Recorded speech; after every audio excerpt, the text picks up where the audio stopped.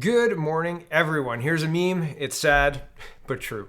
It says how this country was made, and it's got pictures of railroads and soil being worked and oil rigs being built, and then how this country was destroyed. Pierre, Justin, and Kathleen Wynne and Rachel Notley are pictured in the bottom.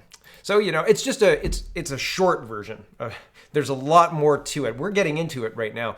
Here's Jeff Varco. Sorry, I forgot that wrong, Jeff. And he says it takes 6 months to evict a drug-dealing squatter from an apartment, but the medical officer of health can seize a private property in 3 days under the veil of public safety. We should all be concerned. Yes, I'm very concerned. Here's the City News reporting yesterday. The owner of an Etobicoke barbecue joint that tried to open for in-person dining 3 days in a row has been released on $50,000 bail. As part of Skelly's bail conditions, he must stay 200 meters away from the restaurant as he is prohibited from communicating, and he is prohibited from communicating on social media. Correction, this tweet has been deleted as the information was not from Skelly's account. So I'm not sure if that's accurate. Other places were reporting the same. This is yesterday. They had a bunch of officers, 100 officers. Some people were counting 100 officers. Why are they doing this? I know why they're doing this. Okay, but you have to question.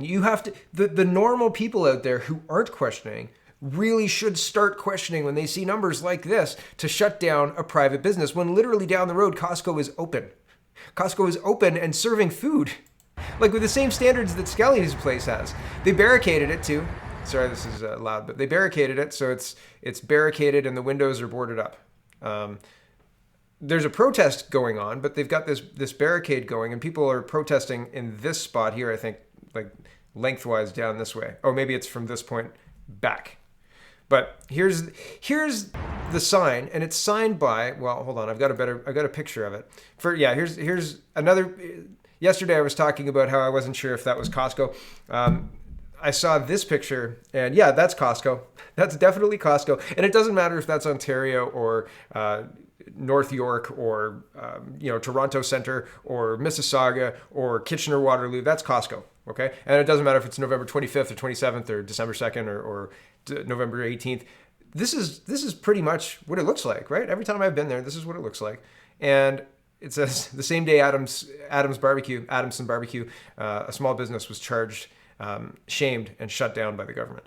This is what's happening. This is what you are allowed to do is being made illegal. You are not allowed to open your small business. You must comply with the government. You must not question the government. And if you don't comply, they're going to make an example out of you, or they're going to try and make an example out of him. Somebody, one quick dub, was making a point. He says, all of those cops are doing volunteer overtime. They responded to an email text offering this shift.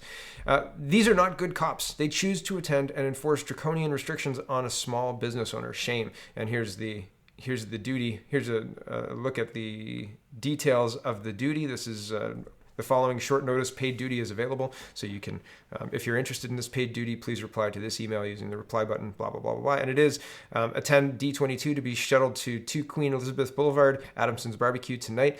Numerous positions and ranks. Customer, City of Toronto. The City of Toronto hired the police. Very interesting. That battalion of police, extra duty, cha-ching, right? Property taxes going up by a bit. Why are they using Toronto police to enforce these health care restrictions? I think the point at the top was a good one. It takes 6 months to evict a drug dealing squatter, but you can shut down and then ban somebody from their business using the health laws. I think that maybe these health laws aren't going to stand up. Here's Ezra Levent. He said a man was arrested for trespassing on his own property. On his own property, not a crime scene, a restaurant. 100+ police there to arrest him, while a Costco just down the street does record business, and Jeff Bezos adds $1 billion a day to his personal wealth. This is the update from police on Adam Skelly's arrest. He's been advised not to enter the restaurant. He attempted to anyway and pushed through police. At that point, he was handcuffed for trespassing. He's facing 4 new charges and will be held in custody overnight. Bail hearing tomorrow. So here's an article. Out of jail on bail, Skelly's barbecue revolt rolls on. After spending a night in jail, Adamson's barbecue owner Adam Skelly is now out on $50,000 bail. But that's not the biggest news of the barbecue revolt, day 4. While the 33-year-old restaurant owner was behind bars, Canadians offered huge financial support for this man's David versus Goliath battle with City Hall and the province.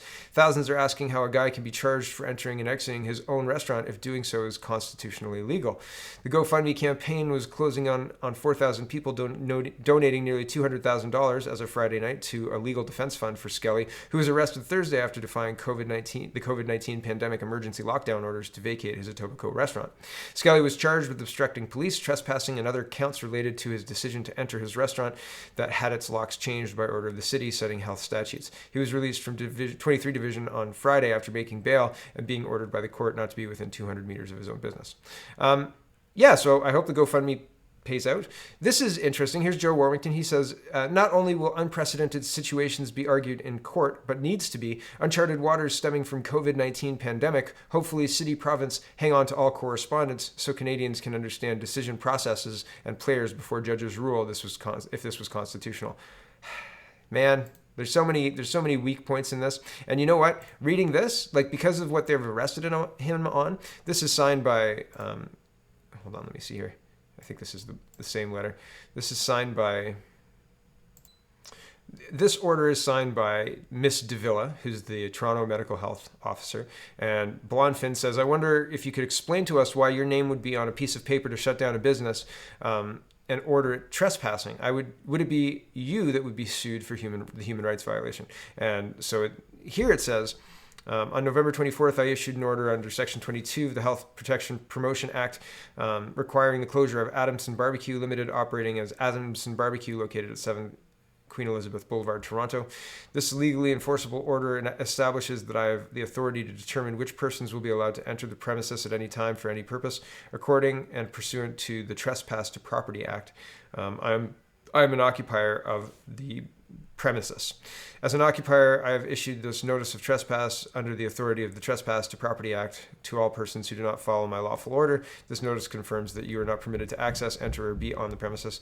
Please be advised that this notice of trespass may be enforced in accordance with the provisions of the Trespass to Property Act or by any other legal means available to the City of Toronto. So legally, I don't know exactly what's being invoked here, but it seemed that the Health Act, the health orders originally as written, didn't have the teeth to arrest anybody for ignoring the shutdowns or the orders or anything to that effect. They didn't have the teeth. So they're citing different legal means to get that job done. I don't know if this sidesteps. I put out a tweet saying that I think that they're trying to sidestep having this tested in court by they're doing everything not to charge him, right? They let him operate for 2 days and sell out barbecue for 2 days before dropping the hammer, right? And I don't know why they did that. I don't know if they did that to draw in a bunch of people to charge them. We'll get there in a minute. They did do that. Or if it was like a honey trap, come one, come all, have barbecue, and then we'll give you citations. Even though nobody at the BLM protests were charged under the same thing. Is selective enforcement a protection under the law? Can you say, here's thousands of people, and you can show them pictures of people speaking at these protests during the summer under the same enforcement acts, probably under more strict enforcement acts, and nobody was charged, nothing happened, and now they're charging some people with attending these protests. It's wild. But anyway, I think they're trying to sidestep trying to test these orders in court by using the other legal avenues to enforce. You're trespassing, and that's what you did. You can't fight the Reopening Ontario Act because you're trespassing. Now that said, there are tickets going out against people for the Reopening Ontario Act in violation of that order, and you can test those in court. And I don't think they're going to stand. I can't imagine them standing. It's unbelievably unconstitutional and against the Charter of Rights, blah, blah, blah, blah, blah. I can't imagine them standing. I can't, but I could be wrong. Anyway, Hallamid County. Hallamid will move into the orange restrict category of Ontario's COVID-19 response framework as of 12:01 Monday, November 30th. Full details. And the responses are very interesting. There's a whole bunch of people saying, absolutely not, I will not comply. My business in Hallamid will not comply. More illegal restrictions imposed on people who like it or not, are free to do as they please. Unfounded public hysteria driven by media and politicians. People are Yoda gifts. People are not happy, man. And it's very interesting. I hope that people push back hard, because the only way this is going to change is if people push back hard. Here's Ontario moving Windsor to the red level restrictions, one category short of lockdown. Hallamid, Norfolk moving to orange. Hastings, Prince Edward, Lambton, Sarnia area, Northwestern health units moving to yellow from green. Yeah, the faulty tests, the faulty everything are going to be driving these numbers, period. That's it. That's how this works. Rocco Galati says Ford and when I say faulty tests, I mean the PCR test is cycled too high, and that is well established in the WHO. Anything above 24 cycles is a higher instance of false positives. We cycle to between 35 and 45, 35 and 40.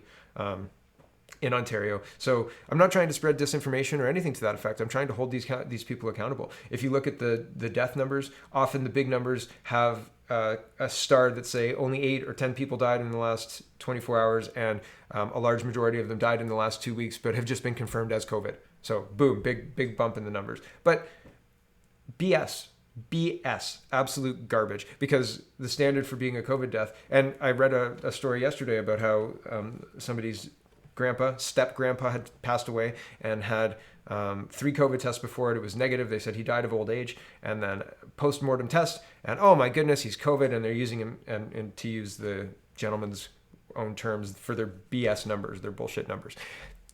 That's what I mean. I'm not trying to be off the cuff about it, but I feel like I've covered this ground before, so I don't want to waste your time. But it's important to understand that I'm not being trite about this. I'm not trying to be dismissive, right? There are a lot of people who say, oh, you've got to respect people who take this seriously. No, you have to think critically, right? If somebody says, hey, go jump off that cliff there's a whole bunch of people who are doing it and they're having a blast down there. Do you blindly jump off the cliff? You'd look, right? And if they're all lemmings dead, well, maybe you don't jump off the cliff. Maybe not. Rocco Galati says, Ford, in the words of the U.S. Supreme Court, put our edicts where liquor stores are essential, but restaurants and religious assemblies are closed, and his friends like Costco, Walmart, and the likes open while independents are shut down and starved, Gestapo style. Yeah, there's a problem with how Ford is handling this, but he's focused like a laser on, we have to work together, says Ford, to get these plans in place, to get this vaccine distributed as quickly as possible. Nothing is more important right now. I would disagree. Number one, the vaccine doesn't exist. The vaccine is vaporware. The vaccine is this distant hope. Oh my goodness, maybe by September 2021 we can get back to normal. Please, can I be first in line to get this fictional vaccine? No, you're wrong. You're wrong. Here's the thing. I think that we should stop being angry with Doug Ford. I think that we should just have a consistent hashtag like Ford failed the people, but they've scrubbed that hashtag. I was using it for the last day and a half and it would autofill, and this morning it doesn't autofill anymore. But I think that we should continue using something like Ford failed the people, and just on everything like this, just say, you've lost the confidence of the people. You are bad at leading. Resign. Ford failed the people. And that's it. And if everybody just does that, everybody does it. F him, honestly. Get lost. Honestly, it's so frustrating because he knows what I know. He knows that the numbers do not necessitate these crazy lockdowns. He knows that charging people for attending a protest is not okay. People were encouraging Black Lives Matter protests in the summertime. The city of Guelph was putting out tweets saying, if you're going to come, we can't stop you, but practice safe social distancing. And now they're giving fines for people who come to the barbecue store. And Costco looks like how Costco looks. Well, I'll show you how Vaughan Mills Mall looked in a minute. It's now clear that the political establishment will use laws as a weapon against political opponents and dissent. We've embraced CCP communist enforcement to stifle political discussion, as in Hong Kong. This is very true, and I fear that maybe the timing about this is not coincidental, right? Why not just do it all over the world, right? People can be outraged about Hong Kong as it's happening here, and it is. Here's Clint Gunter, and he says, I'm sure Doug Ford and John Tory were in talks before the rally to give Randy a ticket. I've never seen this before in Canada in my lifetime where the political opposition is fined by the police to silence him. So Randy Hillier also got a fine. I reported on that yesterday. Nova Scotia is going crazy. Why is Nova Scotia testing healthy people to find more cases of the coronavirus? Why are people that don't have symptoms even getting tested? It's almost as if the government wants an excuse to impose even more stringent lockdown measures. Merry Christmas, you filthy animals. Here's a COVID-19 ticket. $500 ticket for this woman. She sat down with her friend at near a protest, and somebody gave her a $500 ticket. COVID-19 ticket, a defund protest, all political, Hamilton woman says. So they were just there to have a sandwich. This is what Vaughan Mills Mall looks like. Okay, so, and the next one is somebody getting served with a ticket. This is the Reverend Hildebrand, I think is his name, getting served with a ticket. But this is what Vaughan Mills Mall looks like. This guy is getting served with a ticket for being at a protest that has 25 people. I'm going to play some of this, not all of this, but some of this. Here we go. Hello, sir. How are you? Doing well, and yourself? Good. So I'm Constable Owen from the London City Police Corps Unit. I have a Part 3 summons that I have to serve upon you. Am I okay to speak in front of these gentlemen? Do you? Absolutely. Okay. So, would you like me to explain this document to you? What is it? Okay, it's a ticket or a summons to court for failing to comply with a Section 7.0.2 order, to wit: participate in an outdoor gathering at Victoria Park which exceeded 25 people, contrary to the Reopening Ontario Act, Section 10, Sub 1, Sub A. So you're required to attend. Section 10, Sub 1, Sub 8. That doesn't apply here though, right? That doesn't apply because you're standing in line. The virus knows you're standing in line. So that's not a gathering of 25 people. That's people shopping at the mall. So it's fine. It's fine. No problems, right? And Black Lives Matter, thousands of people gathering there. That's fine. That's not, oh, that is a coordinated planned event. Right. Okay. But we're not going to charge them because they agree with that. So, but Mr. Hildebrand going to an anti-lockdown protest, and I think the one that they're talking about was at Victoria Park in London. And there's the gentleman recording. The police officer says, "I was there too. Like, why don't I get a ticket?" And these two don't really answer and then leave. That's bigger things to deal with than a non-existent vaccine, right? Good thing the NDP isn't in charge in Alberta. Alberta NDP leader Notley calls for bars and restaurants to be closed. Because COVID-19. Because, I don't know, question mark. Your safety, right? Step 1, shut down all restaurants. Step 2, crush all dissent. Step 3, I don't know. Step 4, profit.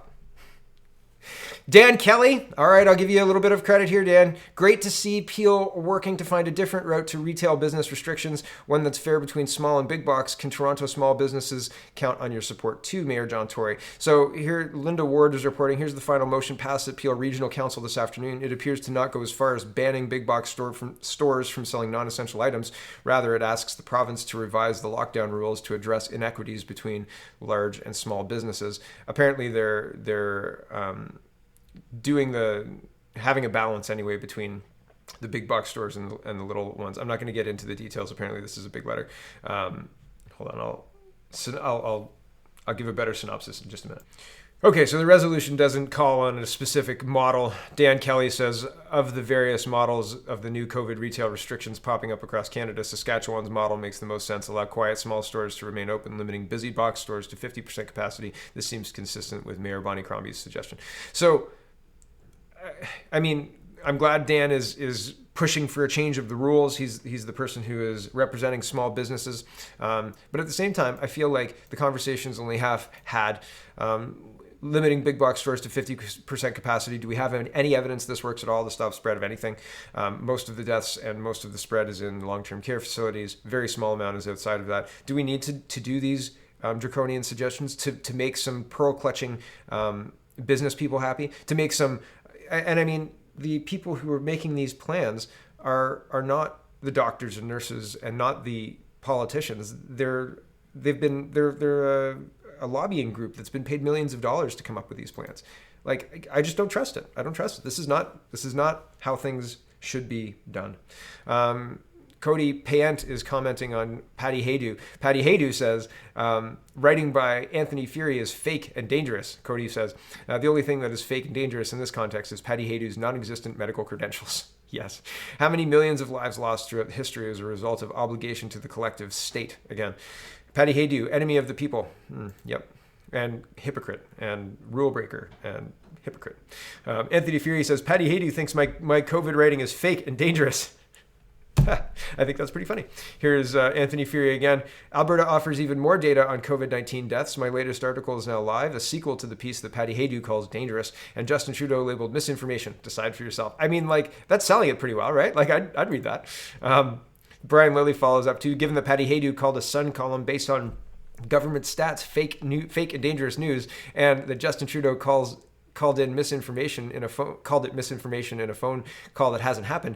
I sent these questions to Cameron Ahmed in Trudeau's office. I'll tell you about the phone call that hasn't happened yet in just a minute. But Brian Lilly's question is, I'd like an official comment from the PMO on this. Why is the Prime Minister calling a column by Anthony Furey in The Sun that accurately cites government statistics misinformation? Does the Prime Minister think that his health minister calling the same column fake and dangerous news in the House of Commons is worthy of a Minister of the Crown? Do either of these statements mesh with the government's stated support of the role of a vibrant media in Canada's democracy?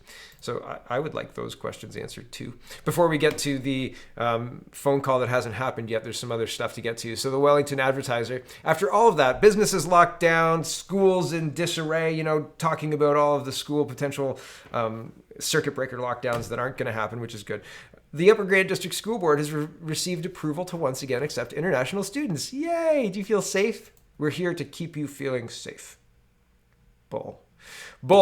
Ask directly where we are in terms of getting the vaccine, and Prime Minister Justin Trudeau won't say. Says, don't focus on the starting line, focus on the finish line. Except if you start the race late, you finish late. He can't give an answer, but because he doesn't have one. Yeah, he doesn't really have one. But here's part of an answer. China refuses to ship COVID-19 vaccine for Canadian trials, ending partnership. Whew. Thank goodness, right? I mean, I said yesterday that Justin Trudeau accidentally did something right by being incompetent here, and trusting China. That's a form of incompetence, right? Yeah. China refuses to ship the COVID-19 vaccine, probably to make Justin Trudeau look bad. But I mean, little do they know, everybody in Canada is breathing a sigh of relief. Anybody who's paying any kind of attention at all is breathing a giant sigh of relief. Trudeau unable to answer Premier's questions on coronavirus vaccine rollout. Sources. Sources are Doug Ford saying the Prime Minister can't answer my question about when we're going to get this vaccine. So they've got their talking points out. Here's Brian Lilly again. He says, when asked why Canada isn't making any vaccine here, Anita Oakville is clearly reading prepared notes. So they've got their talking points, right? They're just going to repeat them. They're going to repeat them in the House of Commons. You say it again, you say it louder until everybody just thinks that that's true. Right, Minister McKenna? Yeah, that was a direct quote. And Mr. Goebbels as well, I believe. Justin Trudeau has bought fridges for a vaccine that doesn't exist. They're rolling out the military to roll out this vaccine that doesn't exist. We're spending a lot of money. We've got these people who are being employed, put into positions of power to roll out these vaccines. But what that says to me is money, right? We're creating all of this infrastructure in order to support this whole second economy of COVID-19 compliance regulations and stuff. This is death by 1,000 cuts, right? You think you can keep your business open? All right, well, how about with horses in front of it, right? It's just unbelievable. It's unbelievable. Justin Trudeau says the federal government has purchased freezers for the storage of certain vaccine candidates. When a vaccine is ready, Canada will be ready. Since when do you purchase freezers? Okay, maybe you order freezers, right? Maybe you need to order freezers. This is something that needs to be built. Let's give credit where credit is due. If you have to put in an order, it takes time. Okay, fair enough, right? You put in the order for the freezers, maybe you pay 50% and the rest on delivery or whatever. So maybe, but I still have questions about the vaccine that has to be stored at -81. Isn't that something that is alive or something like that? I read, I'm not a doctor or anything like that, but I read that there's a special reason that things have to be kept that cold because they start to degrade when they're any warmer. And the reason for that is because they're alive, I think. But anyway, regardless, there's more to explore there, but that's beyond the scope of today's video. This is what I was talking about, the military rollout, the monthly cost that is now on taxpayer rolls. Healthcare is now a military operation. What do you think will happen under UN, one's world's government? The UN is responsible for hundreds of thousands of deaths worldwide. Do you think that will change when the whole world is under the same umbrella? NATO commander to lead logistical planning for Canada's vaccine rollout. So, and this isn't just like the NATO, not just the Canada-wide coordination, but in provinces too, they're using generals, right? Premier Ford says he met with General Hillier and Minister Jones today to speak about Ontario's vaccine rollout plans. Not only are we coordinating at the federal level, for some reason, we're coordinating at the provincial level. And I say for some reason because federally, they're not meant to really manage healthcare. That's a provincial obligation, right? That's a service. They should be using the province's coordination to roll out the actual vaccine. Maybe getting it to the provinces needs military precision? I don't know. I don't think so. 1010's talking about, we will be ready, ex-general Tapp to oversee Ontario's vaccine rollout. Yeah, why are we using generals, right? NATO, right? NATO Commander Danny Fortin to lead the national distribution effort. So we've got two generals at two different levels, And how many more generals will be joined across the country to roll out in their province? For how many people? And why are we using military? I know why we're using military. The PMO just put out a readout. This is the fake phone call, the phone call that never happened. The PMO just put out a readout between Prime Minister Justin Trudeau and CPC leader Erin O'Toole, which ends with this. And it's got like eyes, right? Like, ooh, eyes. The Prime Minister also raised concerns around COVID-19 misinformation being promoted by Conservative members of Parliament, given Conservative MPs recently downplayed the deaths of Canadians in Alberta due to COVID-19 and compared COVID-19 to the flu. So she was trying to, shame the Conservatives. How dare you downplay COVID-19? Trudeau was. This is awkward, says Melanie Paradis. The call isn't until 5:15 today, and I'm sitting with Erin O'Toole right now. So they're saying that the call didn't happen. And here's the Prime Minister. Haha, whoops. Breaking the PMO, the readout sent by the Prime Minister of Canada, or PMO of call between Justin Trudeau and Erin O'Toole was a mistake by staff. The call hasn't happened yet. But the write-up had already happened. They already knew what they were going to attack O'Toole about, right? So it didn't matter what the phone call said. What was going to happen in the press was that Erin O'Toole was not responsible on COVID-19. And again, the numbers do not look any different than a normal flu. If you compare 2018 flu year to COVID-19, it looks nearly identical. Very, very interesting, because why are they lying? Because they get more power and they get to lock us down and lock down our businesses and say, it's for your safety. It's for your safety, citizen. I don't know if Jordan Peterson is trolling. This is the last tab for today. I just thought this was funny. Please, everybody, just leave the Penguin Random CA employees alone. Leave them alone. Leave them alone. The story is basically the publisher of Jordan Peterson's book. The people who work at the publisher don't want to publish the book because Jordan Peterson makes them cry, or something like that. They make him feel funny. I'm not sure how. So I thought leave Britney, I thought it was a leave Britney alone moment, right? Like, leave Britney alone, right? Like the whole. That whole meme, I thought, Jeepers Creepers, are you trolling them, or are you genuinely saying leave them alone? I don't know. I'm going to stick with trolling. I think he's trolling them, because how ridiculous, you got to get brave, man. If somebody publishing a book makes you feel sad, you should probably toughen up a little bit, right? Have you seen those 80s videos where the kid wants to be the kung fu guy and he's punching himself in the stomach, and then maybe that was just me. I don't know. There was a movie, right? He's trying to toughen up and he punches himself. Anyway, it doesn't matter. You got to toughen up, right? The world can't be that. You can't view the world in that fragile a state that somebody's publishing of their work, their thoughts, their ideas, makes you that sad.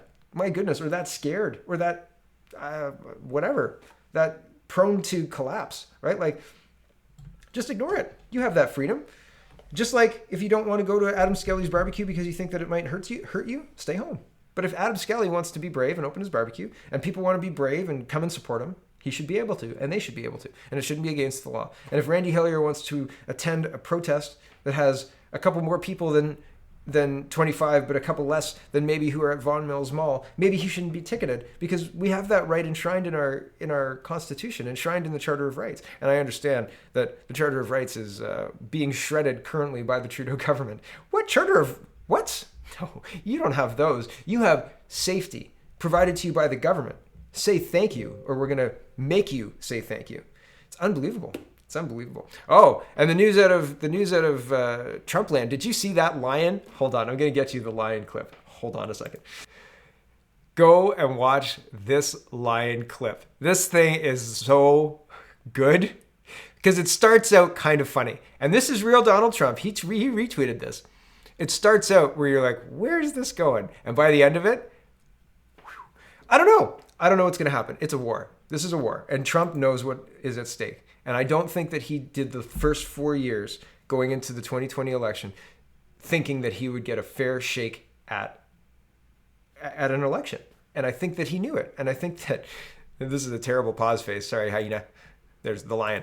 But fundamentally, I think he was prepared. And I've said this from the beginning. I think that Trump was prepared. I think that Trump knew what he was getting into. And I think he had a plan. And I think that we're going to find out what that was. And I think that we're going to find out soon. So we'll see. Hold on. One more image before we go. This was created, I think, probably on the Donald on Reddit back in the day. Maybe on the Chans, but I think it was probably on the Donald or somewhere like that. And a whole bunch of variations were made. I think Trump knew I think Trump knew. I think this is all part of the plan. So, I mean, like I said, I think we're going to find out either way. But go watch this. Holy smoke. It made me laugh. And then at the end, I was like, this is going to be fun. All right. Thanks for watching, everybody. Check out CanadaPoly.com. Check out CanadaReport.co. Check out SpeakingMoistly.co. And have a wonderful, wonderful day.